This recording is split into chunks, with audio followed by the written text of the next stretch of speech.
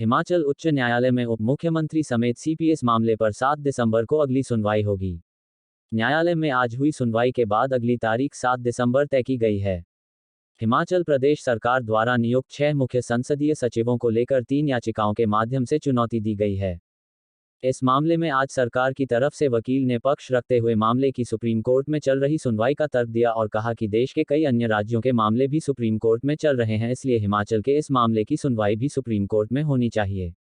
उन्होंने बताया कि उच्चतम न्यायालय में इस मामले की ट्रांसफर की सुनवाई अगले सप्ताह तक टल गई है। इसी के चलते प्रदेश हाई कोर्ट में मामले की अगली सुनवाई 7 दिसंबर को रखी गई है। याचिकाकर्ता सतपाल सत्ती और अन्य के वकील संजय कुमार ने बताया कि 7 दिसंबर को अगली सुनवाई रखी गई है, जिसमें कोर्ट ने निर्देश दिए हैं कि सरकारी पक्ष और याचिकाकर्ता तैयार रहे क्योंकि इस दिन मामले को पूरी तरह से सुना जाएगा। पंजाब दस्तक के लिए सुरेंद्र राणा की रिपोर्ट।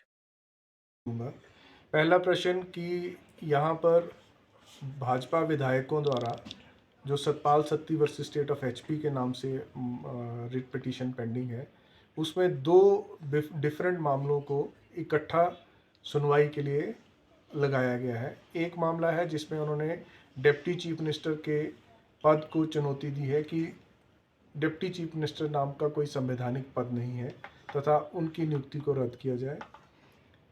इस मामले में सुप्रीम कोर्ट से, विभिन्न हाई कोर्ट से ऑलरेडी फैसला हो चुका है। माननीय उप प्रधानमंत्री देवीलाल जी के मामले में ये उस सुप्रीम कोर्ट ने सेटल कर दिया है कि उप प्रधानमंत्री और उप मुख्यमंत्री के पद हो सकते हैं, परंतु ये जानते हुए भी भाजपा विधायकों ने जाने अनजाने में उस पद को चुनौती दी है। दूसरा मामला है चीफ पार्लियामेंट्री सेक्रेटरीज और पार्लियामेंट्री सेक्रेटरीज के एक्ट को चुनौती देने का। उस मामले में हिमाचल प्रदेश का जो कानून बनाया गया है विधानसभा द्वारा, उस कानून के तहत 2006 से लेकर, जैसे 2009 में मैं आपको बताना चाहूँगा, सतपाल सिंह सत्ती खुद सीपीएस रह चुके हैं, उस पद को एंजॉय कर चुके हैं। उसके पश्चात द्वारा से सीपीएस बनाए गए और वो मामला अब द्वारा जब नई सरकार बनी तो द्वारा, क्योंकि कानून है हिमाचल प्रदेश में, विधानसभा ने कानून बनाया है, तो उस कानून के तहत द्वारा सीपीएस बनाए गए। अब उस पद को दो भाजपा सरकार ने पहले बनाए थे, लेकिन अब उस पद को, उस एक्ट को, उस कानून को जो 2006 में पारित हुआ था, प्रदेश उच्च न्यायालय में चुनौती दी गई है। तो वो मामला लंबित है और उस पर सुनवाई जारी है। हमने, प्रदेश सरकार ने ये ऑब्जेक्शन लिया था कि डिप्टी सीएम और चीफ पार्लियामेंट्री सेक्रेटरी एक्ट को चुनौती देने वाले दो विभिन्न मामलों को इकट्ठा नहीं सुना जा सकता। तो ये मिसजॉइंडर ऑफ कॉज ऑफ एक्शन बोला जाता है इसको लीगल लैंग्वेज में, परंतु अभी उस मामलों पे, उन पे सब पे सुनवाई जारी थी। अब इस मामले की सुनवाई 7 दिसंबर 2023 के लिए की गई है।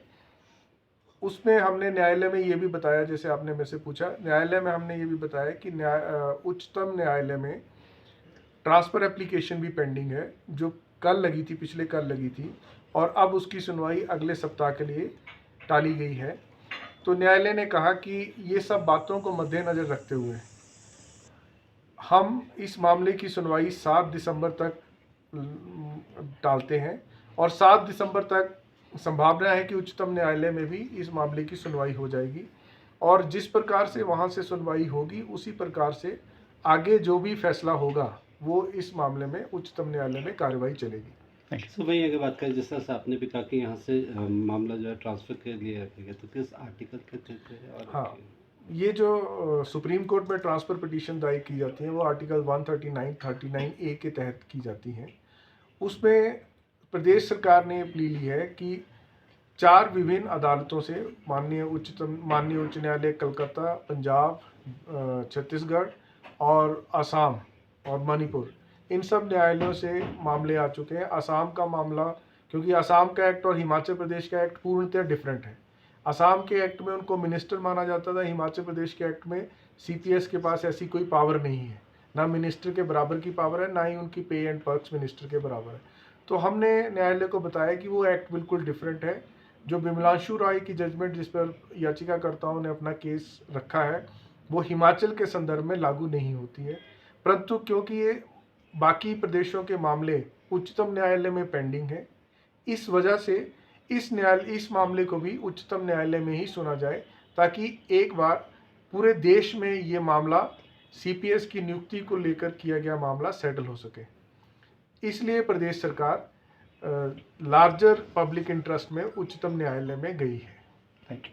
तो आज यह मामला जस्टिस ठाकुर और जस्टिस संदीप शर्मा जी की कोर्ट में लगा था, और आज इस बेंच में एक नए जस्टिस आए हुए हैं। उन्होंने कहा कि हम लोगों ने इस मामले को देखा है और हम लोग इसको पूरा डिटेल में देखेंगे।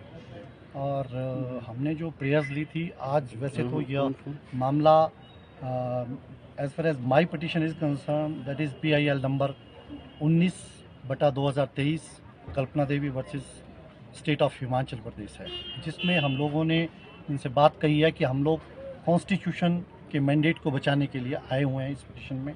और इसके साथ साथ हम लोगों ने एक इंटरिम एप्लीकेशन लगाई थी कि तब तक इस इंटरिम एप्लीकेशन को स्टे दे दिया जाए, इस ऑर्डर को जो अपॉइंटमेंट ऑफ CPS है उस ऑर्डर को स्टे किया जाए, क्योंकि ये केस पता नहीं कितने दिनों तक चलेगा, और ये जो पब्लिक एक्सचेकर का जो पैसा इंजॉय किया जा रहा है इन CPS द्वारा, उसको रोका जाए। परंतु कोर्ट का बेंच आज नया था, तो कोर्ट ने कहा कि हम इस केस को 7 दिसंबर 2023 को सुनेंगे।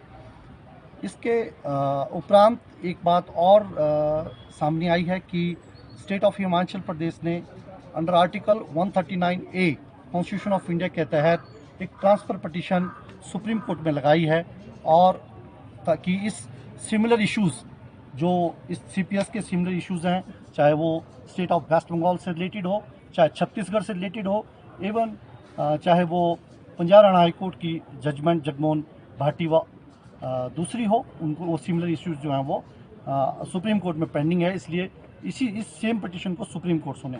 पिछले कल वो वहाँ पे लगी थी, परंतु उसको वहाँ पे कल जो है वो अर्जन हो गया, नेक्स्ट वीक के लिए वो रखी है। अब अगला मामला जो है दोबारा यहाँ पे सुना जाएगा, और यहाँ कोर्ट ने कहा कि 7 दिसंबर को सब वकीलों को जिन ने यह फाइल की है पूरी तरह तैयार रहना है, स्टेट को भी तैयार रहना है, कोई ऐसा एक्सक्यूज़ नहीं दिया जाएगा। हम कोशिश करेंगे कि इस पूरी पिटीशन को सुन लिया जाएगा, या इसको थोड़ा आधा सुना जाएगा, यानी कि इंटरिम लीव के लिए सुना जाएगा। Thank you.